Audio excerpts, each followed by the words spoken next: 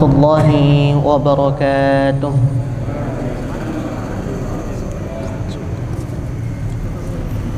Rabbi israh li sadri wa yassir li amri wahlul 'uqdatam min lisani yafqahu qawli. Allahumma 'allimna bima yanfa'una wanfa'na bima 'allamtana wa zidna ilma wa arinal haqqa haqqan warzuqna ittiba'ah wa arinal batila batila warzuqna ijtinabah.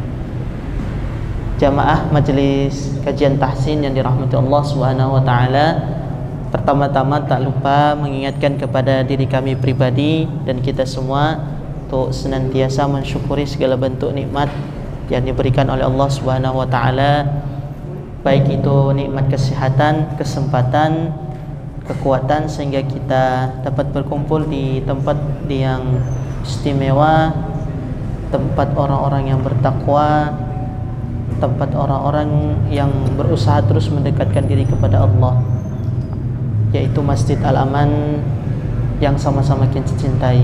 Salawat beserta salam semoga tercurah kehadiran junjungan kita Nabiullah Muhammad sallallahu alaihi wasallam, pada keluarganya, para sahabatnya, dan mudah-mudahan sampai kepada kita selaku pengikutnya yang berusaha terus ittiba' atas sunnah-sunnahnya. Jamaah yang dirahmati Allah Subhanahu wa taala, sebelum kita memulai majelis pada kesempatan kali ini, mari sama-sama kita bacakan terlebih dahulu Ummul Kitab Suratul Fatihah bersama-sama. A'udzu billahi minasy syaithanir rajim. Bismillahirrahmanirrahim. Alhamdulillahi rabbil alamin. Ar-Rahmanir Rahim. Maliki yaumiddin. Iyyaka na'budu wa iyyaka nasta'in. Ihdinas siratal mustaqim. Siratal ladzina an'amta 'alaihim ghairil maghdubi 'alaihim waladdallin. Amin. Baik, kita lanjutkan sebentar. Nanti kita akan praktek pada surah-surah pendek. Tapi sebelumnya kita lanjutkan terlebih dahulu materinya sampai di makharijul huruf, punggung ujung lidah pada posisi pangkal dua gigi seri, yaitu huruf ta, huruf dal, dan huruf ta. Ta, dal, dan ta. Jadi punggung ujung lidah saat kita merasakan ujung lidah kita, ya, bukan di paling ujung tetapi punggung, ya, agak sedikit, ya, ke atas sedikit, ya. Kalau dilihat di gambarnya itu tidak persis berada di ujung, ya, tapi pada punggungnya. Ini berbeda dengan nun. Ketika nun menempel itu ujung lidah, tapi kalau ta, da, ta itu punggung lidah, ya. Jadi agak naik sedikit dari ujung lidah. Nah, huruf ta, da, dal, dan ta itu membedakan dengan cara pertama, hurufnya ta itu tipis atau disebut juga dengan huruf-huruf istifal, ta, ta. Sedangkan ta itu huruf tebal atau yang disebut juga dengan isti'la, sehingga bunyinya itu terdengar cenderung o atau tebal, ya, seperti membaca kemarin sudah kita latih ra yang tafkhim, ya, ra yang tafkhim bacanya ro bukan ra. Sama juga to bukan ta. To. Jadi cenderung bunyinya o atau tebal. Itu yang pertama membedakan antara huruf ta dengan huruf to. Sedangkan dari segi makhrajnya mereka berdua sama. Kemudian antara dal, nah kalau dal biasanya tertukarnya dengan bot, ya. Dal biasanya tertukarnya dengan bot. Nah, membedakannya adalah pertama dal itu dia memantul, ade, ya, termasuk dari huruf qalqalah. Sedangkan huruf bot itu tidak memantul, jadi ketika dia disukunkan atau sukun karena waqaf atau berhenti, itu tidak memantul. Fil ard. Nah, ya, jadi ad'afa dan seterusnya. Di huruf bot tidak memantul, jadi tidak membaca Allah, tapi misalnya fil ard ketika dia ada di akhir kalimat, tidak fil ard. Nah, fil ard. Sedangkan dal ketika berada di tengah maupun di akhir kalimat dia memantul. Kalau ada di tengah dia disebut dengan qalqalah sughra. Sedangkan kalau ada di akhir disebut dengan qalqalah kubra. Kenapa sughra? Karena pantulannya itu diikuti nanti langsung dengan huruf selanjutnya. Sedangkan kubra karena dia berdiri sendiri sehingga dia terdengar jelas pantulannya. Ya. Qul huwallahu ahad. Pantulannya ada pada punggung ujung lidah di antara di pangkal dua gigi seri atas, ya, atau bisa dibilang mengenai juga bagian gusi. Dan ade. Qul huwallahu ahad. Allahus samad. Lam yalid wa lam yulad wa lam yakul lahu kufuwan ahad. Seperti itu. Jadi huruf dalnya pantulannya terdengar pada lidah, bukan pada pangkal tenggorokan. Yang biasanya salah itu bunyinya seperti ini. Qul huwallahu ahad. Allahus samad. Lam yalid wa lam yulad. Nah, jadi tidak sukun dengan bunyi alif atau hamzah, tapi sukun dengan bunyi dal atau qalqalah. Seperti itu, ya. Kemudian huruf ta, ya. Ta sama dengan huruf dal, makhrajul hurufnya hanya saja dia ada celah sedikit, ya. Jadi sisahkan celah sedikit, tidak kuat menutupnya, menempelnya sehingga terdengarnya ada hembusan nafas. Tabbat yada tabbat. Jadi hembusannya itu karena lidah menempel tidak terlalu kuat. Tabbat yada. Jadi bukan kalau biasanya lidahnya ke bawah. Ini lidahnya harus naik ke atas, menempel ke bagian atas. Tabbat yada abi lahabin wa tabb. Tabbat yada abi lahabin wa tabb. Nanti kembali lagi taknya, ya. Ya. Kita latih setelah ini. Kemudian ta.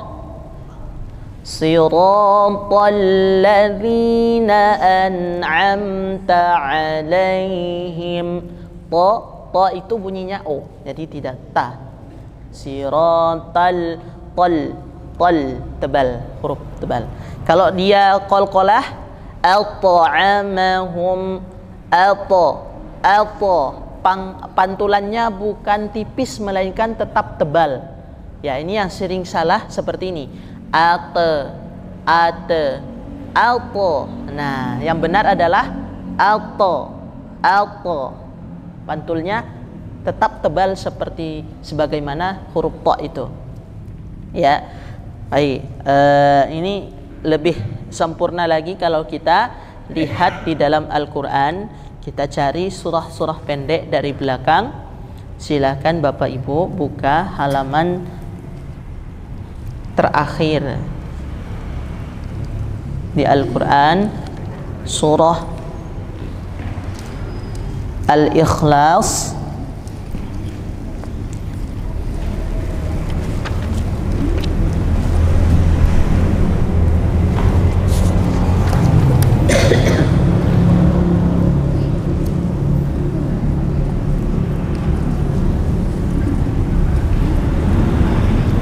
sudah?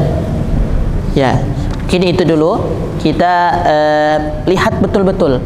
Jadi di antara sunnah yang selalu harus kita hidupkan adalah membaca Al-Quran dengan mushaf, membaca langsung dengan mushaf, tidak hanya dengan hafalan, meskipun kata orang hafalannya sudah di luar kepala.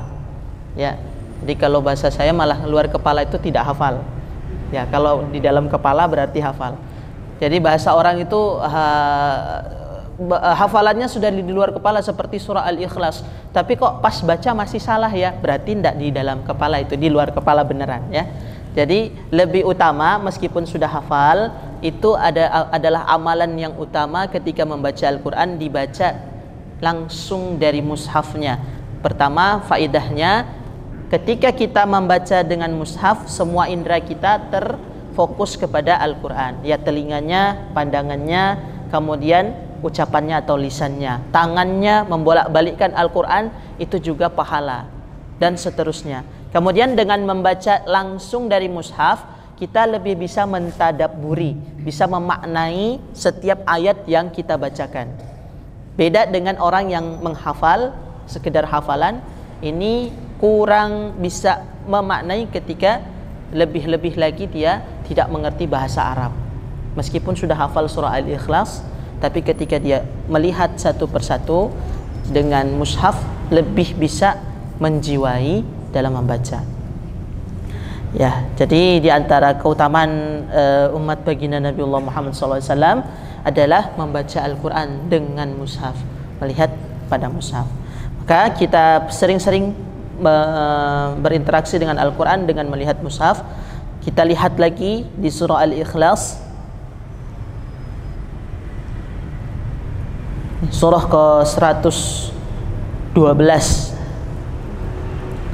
Ya, saya bacakan, kemudian Bapak Ibu ikuti terlebih dahulu. Habis ini saya minta relawan, sukarelawan dari bapak-bapak satu orang, ibu-ibu satu orang, untuk mensimulasikan membaca surah Al-Ikhlas.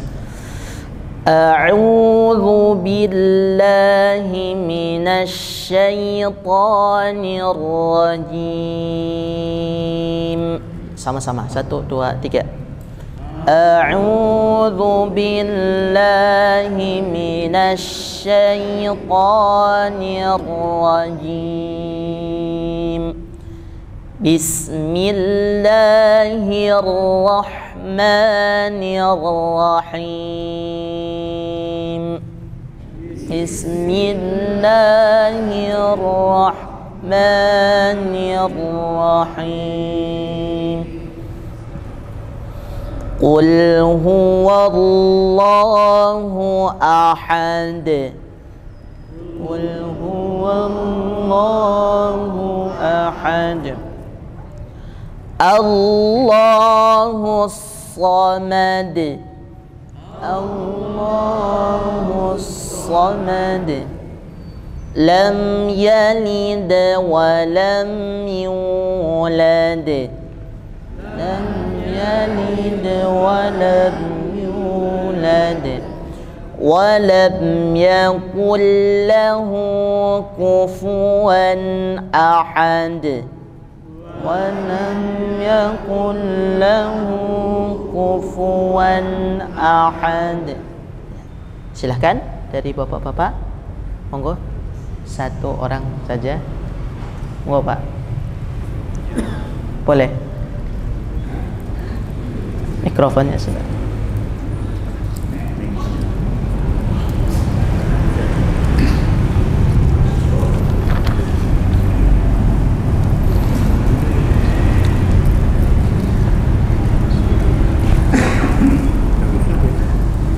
Tidak bisa di bawah sini yang merah.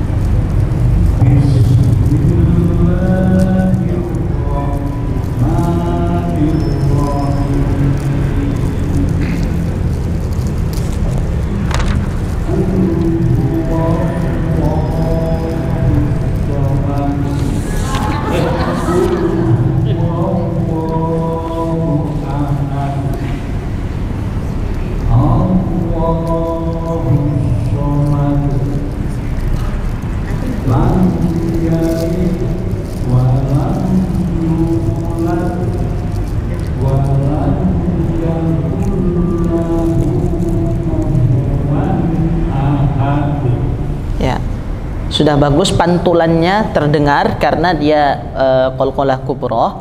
Kemudian pada bacaan tadi ya menyambung. Biasanya ini terjadi kepada orang yang ketika membaca hafalannya muncul.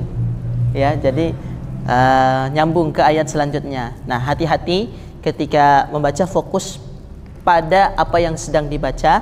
Jadi berbeda dengan ketika menghafal, juga fokus kepada hafalan, ya. Ketika membaca fokus kepada bacaan, nanti biar tidak terbalik-balik. Sudah bagus. Selanjutnya dari ibu-ibu satu orang.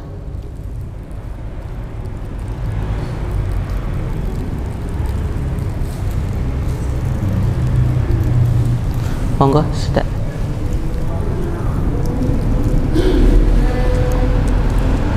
Ya.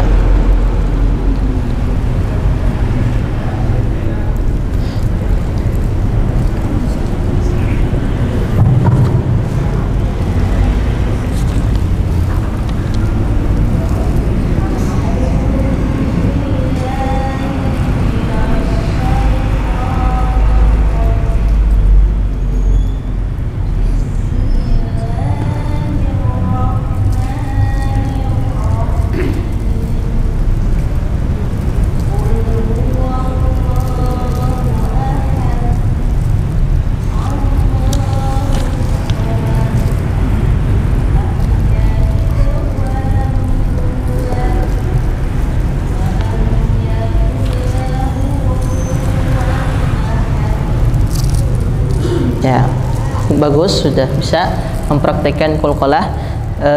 Hanya saja untuk surah Al-Ikhlas ini, bapak-bapak, ibu-ibu, baik yang baca sendiri maupun yang mengajarkan, perlu hati-hati kepada huruf yang sering tertukar, yaitu huruf H yang ada di tenggorokan dengan H yang ada di pangkal tenggorokan, di tengah tenggorokan dengan pangkal tenggorokan menyentuh bagian rongga dada. Ini harus kita jelaskan mana yang H, mana yang H. Ya, kalau ada satu ayat kok di lalahnya ada dua huruf yang sering tertukar, kita perlu hati-hati dan perlu jelaskan yang mana H, yang mana H.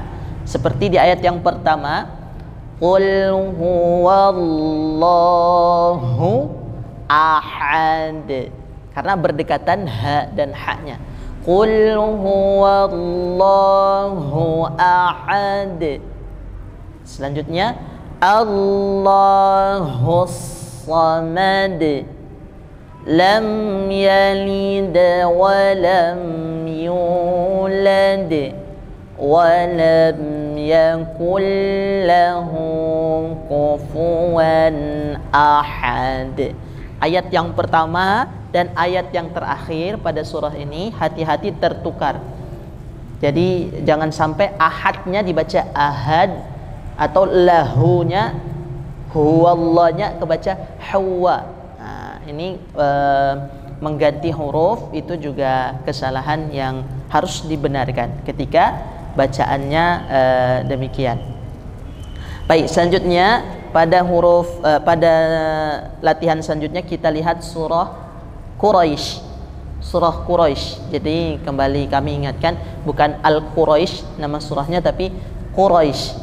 Karena biasanya nama surah ada tanda al-nya, ya. Al-Ikhlas, Al-Lahab, An-Nasr, Al-Kafirun, Al-Kautsar, Al-Ma'un. Tapi Quraisy tanpa ada al-nya. Jadi Quraisy. Tadi nomor surah 112,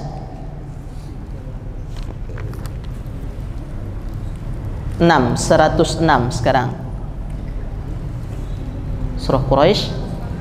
Baik, saya contohkan kembali seperti tadi, kemudian Bapak Ibu mengikuti.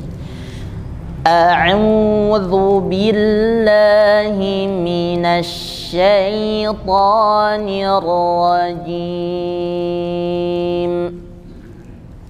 A'udzu billahi minasy syaithanir rajim. Bismillahirrahmanirrahim.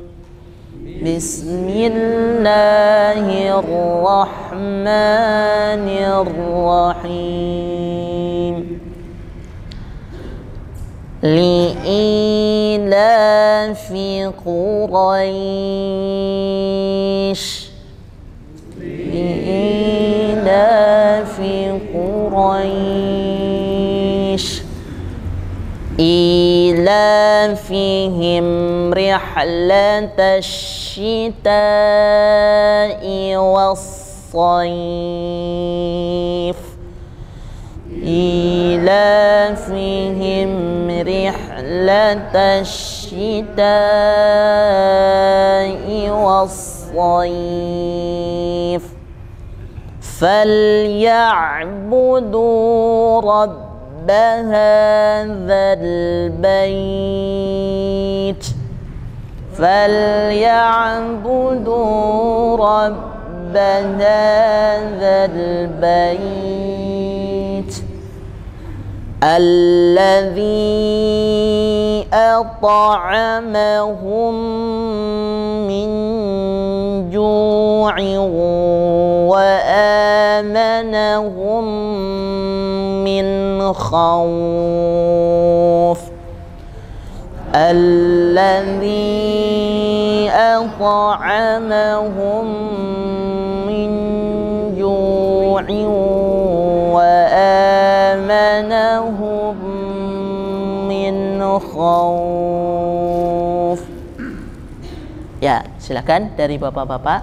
Ini tingkatannya lebih susah dari surah Al-Ikhlas. Jadi perlu nafas yang agak lebih panjang, lebih tenang dalam bacaannya. Kemudian perlahan-lahan saja, tidak usah terburu-buru. Oh, dari bapak-bapak. Ya.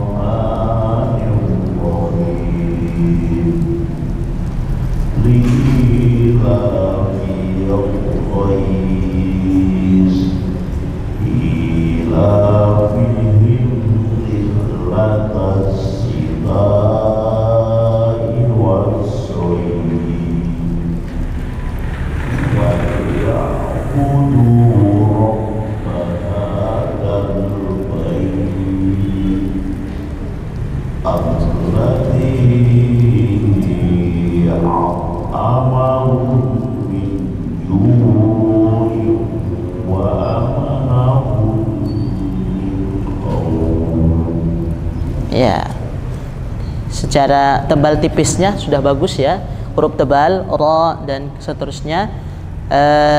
Tambahan tadi li'ila fiqu. Nah, dari fi-nya tadi terpanjang, terbaca panjang sedikit. Jadi langsung fi Quraisy, ila fi Quraisy. Ini ada yang bertanya kemarin, bagaimana caranya supaya tidak kepanjangan? Caranya adalah ketika kita bertemu dengan tanda panjang, maka segera kita lihat huruf selanjutnya. Jadi misalnya liila, pada la-nya panjang, maka langsung lihat huruf selanjutnya, ada panjang atau tidak. Nanti pandangan kita berhenti lagi kepada yang panjang. Nah, kalau sudah ketemu yang panjang, maka berhenti di situ lagi pandangan, berhenti di situ pandangan, pas sampai di situ panjangkan, lalu pandangannya maju ke depan. Jadi selalu pandangan yang lebih dulu daripada suara. Jadi ingat-ingat, selalu pandangan yang lebih dulu daripada suara. Insya Allah lama-lama kalau Bapak Ibu sudah mulai menikmati bacaannya sendiri, itu dengan sendirinya ketika panjang matanya langsung jalan sendiri. Seperti itu. Kemudian tadi bait, tetap ada angin atau hembusan anginnya. Ketika dia sukun, tak itu ketika sukun, baik di tengah maupun di akhir, bacanya at, dengan hembusannya, yaitu berada di atas atau berada pada bagian gusi, pangkal gusi bagian atas gigi seri. At. Jadi bukan at. Nah, bukan tapi di atas, ya. Bait alladzi, alto, pantulkan dengan suara o. Alto, bukan amahum tapi al-ta'amahum, mengalir pantulannya tanpa ditahan. Tanpa ditahan seperti itu, jadi mengalir saja pantulannya. Al-ta'amahum, seperti itu. Nah, kemudian ketika hum, mim ketemu mim sukun ketemu mim lagi di idgham mimikan, ya, atau mutamassilain. Al-ta'amahum. Kemudian panjang lagi min, panjang lagi yu, panjang lagi ayu, panjang lagi wa amanahum min khauf. Ada pertanyaan kemarin, bagaimana kalau misalnya nafasnya tidak sampai akhir, ya, nafasnya tidak sampai akhir. Ini kalau putus di tengah ada dua hukum sebenarnya Bapak Ibu sekalian. Jadi ada ahkamul kalimah. Jadi dalam baca Al-Quran itu ada kesempurnaan kalimat bacaan. Ya, kebanyakan dia masuk kepada bab yaitu fasahah dan adab ketika baca Al-Quran. Jadi cara membaca alladzi at'amahum min ju'in wa amanahum min khauf. Ini yang paling utama. Ketika seseorang terhenti di tengah dengan tidak sengaja, bukan disengaja, maka dia termasuk salah dalam kategori termaafkan atau termaklumi. Dengan catatan bukan karena sengaja, bukan disengaja. Jadi alladzi at'amahum min ju'in wa amanahum, ini wa amanahum min khauf. Ketika terhenti maka diulang atau ditarji. Namanya dalam ilmu dalam ilmu tahsin itu yaitu ibtida. Jadi ada waqaf dan ibtida. Jadi mulainya berhentinya di wa amanahum, boleh diulang dari wa amanahum. Lam alif itu ketika ada, kita bertemu dengan lam alif, diusahakan jangan berhenti, ya, diusahakan lanjut. Kemudian kalau mau mengulang boleh dari lam alif, boleh, ya, tapi untuk berhenti tidak, diusahakan lanjut. Atau misalnya kita ternyata terhenti di lam alif, tidak apa-apa juga. Misalnya min at'amahum min ju', terhenti di situ karena nafasnya pendek, maka mulai dari min ju'u wa amanahum min khauf. Jadi hukumnya pertama, kalau terhenti tidak sengaja tidak mengapa. Kalau terhentinya di tengah ayat, utamakan diulangi. Kalau ternyata, mohon maaf Bapak Ibu, ada yang terbatas sekali nafasnya, jadi dia baru baca alladzi, udah habis nafasnya. Di sini pasti saya yakin ada, ya. Jadi kalau sudah pendek sekali begitu nafasnya, pertahankan saja panjang pendeknya dulu. Alladzi at'amahum min ju'in wa amanahum min khauf. Jadi bukan karena alasan nafasnya yang sangat pendek kemudian mohon maaf merubah panjang pendek. Contoh, panjang pada alladzi, karena nafasnya pendek bacanya alladzi, panjangkan dulu alladzi, panjang mad jaiz. At'amahum, panjang idgham, ya. At'amahum min ju'in wa amanahum min khauf. Jadi tidak ada alasan tidak baca Quran karena nafasnya sudah pendek-pendek, tidak ada alasan. Jadi bisa tetap baca Al-Quran meskipun nafas pendek, dengan catatan mempertahankan tajwidnya, ya. Tajwidnya pertahankan, yang mana yang panjang dipanjangkan, mana yang gunnah digunnahkan, mana yang ikhfa diikhfakan. Ikhfa itu samar-samar, ya. Jadi Bapak Ibu tidak ada alasan misalkan sudah berumur, kemudian sudah hafalannya sudah susah. Nah, ini menurut saya dibuat-buat alasannya supaya ada alasan tidak belajar baca Al-Quran, gitu. Jadi bisa dengan cara tetap yang panjang dipanjangkan, kemudian sebatas mana nafasnya itu sampai kemudian dilanjutkan, begitu. Nah, itu untuk menjaga semangat kita dalam belajar baca Al-Quran. Masih ada 3 menit, silahkan dari ibu-ibu, ya. Satu lagi.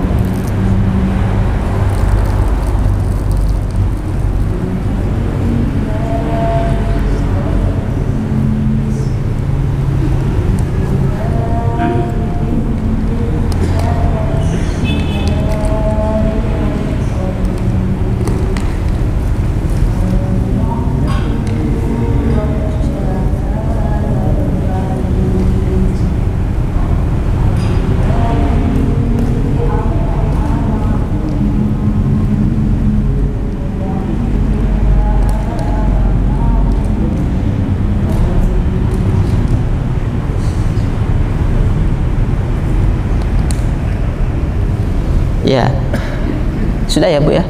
Ya, baik. Tambahan penyempurnaan sedikit pada huruf shin, makhorijul huruf yang sudah kita lewati tengah lidah, karena kita sekarang sudah ada di ujung lidah. Kalau kemarin dari pangkal tenggorokan kita bahas sampai al-lisan, pangkal lidah sampai ujung lidah. Ini huruf shinnya ini di tengah lidah. Ya, bedakan dengan sin. Kalau sin ujung lidah, kalau ini shin tengah lidah. Ash, shashi, shu, ash. Jadi bunyinya beda, bunyinya sudah beda. Yang satunya ada sofirnya, yang satunya tidak. Yang satunya sofir itu bunyinya halus tajam. Jadi kenapa? Karena menabrak 2 gigi seri bagian atas dan bawah. Dia keluar di sela-sela. Nah, kalau ini semuanya memenuhi mulut. Baik, kita jeda azan sebentar.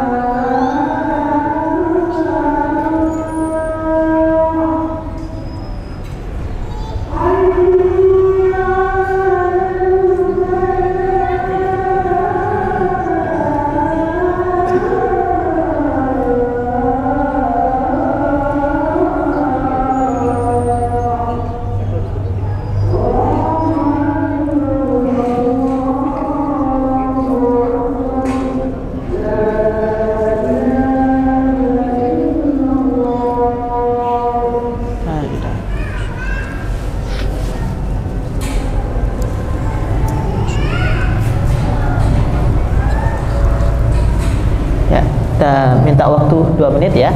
Pada kalimat ayat yang pertama dan ayat yang kedua, bacaannya li'ilan fi Quraisy, bukan s, ya. Ilan fihim rihlatash, bukan s, ya. Nah, beda kalau sh-nya itu memenuhi mulut. Namanya tafashishi, sifat huruf shin yang tidak ada pada huruf yang lain. Kemudian kalau yang sin itu tipis, ya. Nah, ini terakhir tambahan pada kata awud itu usahakan jangan minas syaiton, tapi minas syaiton. Berulang-ulang saya terus sampaikan, bukan pakai sin tapi pakai shin. A'udzu billahi minasy syaithanir rajim. Nah, begitu. Ya, demikian kita lanjut. Ini ada pengumuman ba'da salat Isya nanti ada kajian bersama Ustadz Sofyan Baswedan LCMA. Beliau insyaallah akan membersamai kajian pada kesempatan malam hari ini. Silakan Bapak Ibu yang tidak memiliki hal yang mendesak bisa meluangkan waktu dan tenaganya nanti ikut bersama-sama makmurkan kajian pada malam hari ini. Demikian dari kami. Ila liqa, sampai jumpa pekan yang akan datang. Kita cukupkan dengan hamdalah dan doa kafaratul majelis. Alhamdulillahirabbil alamin. Subhanakallahumma wa bihamdika asyhadu an la ilaha illa anta astaghfiruka wa atubu ilaik. Wassalamualaikum warahmatullahi wabarakatuh.